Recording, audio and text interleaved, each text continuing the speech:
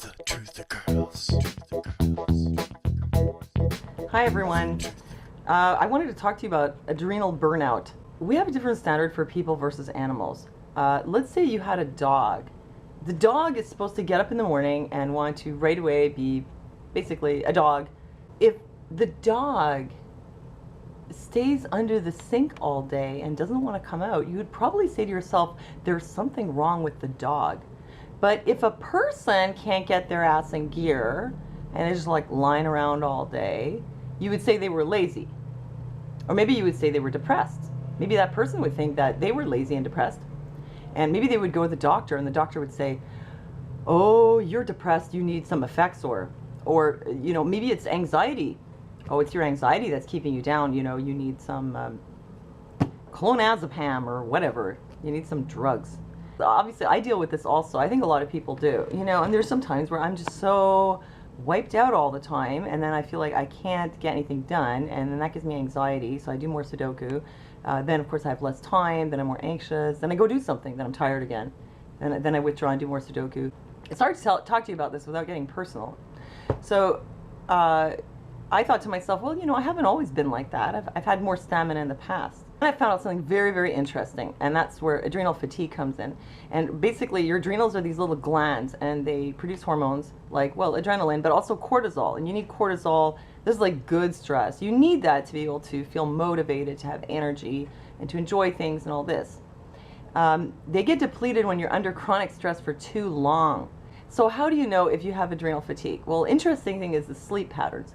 So the way your adrenals are supposed to function is that when you wake up in the morning, you should feel alert and ready to go, and your cortisol should be at like 20 units. I think it's units. So it should be at a 20, and then over the course of the day, the cortisol goes down, and by evening it should be at about 2, and you should feel sleepy but not tired, like exhausted.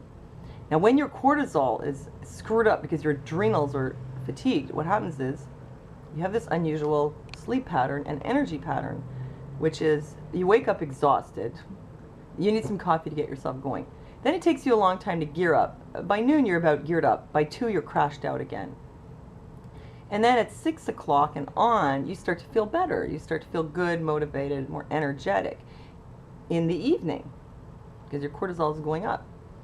Then by 10 or 11 you could crash out exhausted.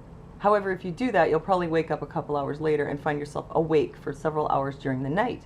So you go to bed early, you crash out, and then you wake up in the night and can't get back to sleep until later, or you get a second win and you're up till 2 or 3 in the morning. And then you only get really your restorative sleep between 7 and 9 in the morning.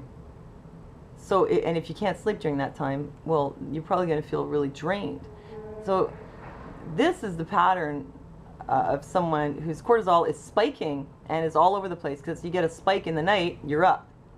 It goes up at night. It's supposed to go up in the morning. It goes up in the evening, and then in the middle of the night. So the thing is, if this is going on, you're going to feel tired, and you're gonna have all kinds of problems. You can look them up, what the symptoms are. But the sleep pattern is a big indicator from what I've learned. And so what can you do about this? Well, one thing was there's a yoga move where you just lie down up against a wall, and you put your legs up against a wall, and that way the energy will flow down into your adrenals and replenish them. Baba Pum Pum say, put your legs on the wall and feel the energy of the universe flowing into your adrenal glands. And another thing is, in the morning, if you get up and you have that hit of coffee, coffee makes you produce cortisol, like a big boost, and you're gonna have a crash. So you're wearing out your adrenals more. An alternate is licorice tea, which I had around the house, and I didn't really know what it was good for, but apparently it's good for that. It's more gentle than coffee. It'll make you produce a little cortisol, but it won't burn you out. The other thing is there's some herbal supplements. I had this, and this contains some of the ones that are most used for that. One of them is rhodiola, and there's eleuthero, and what else is in here? Well, there's a lot of them, but those are a couple that are commonly used. Also the licorice and something called ashwagandha. This one has also schizandra and American ginseng and some other things. Ginger also.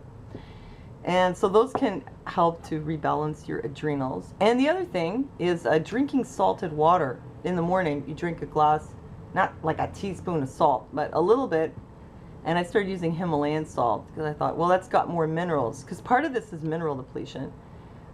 And I have some ocean water, which is like a great mineral supplement.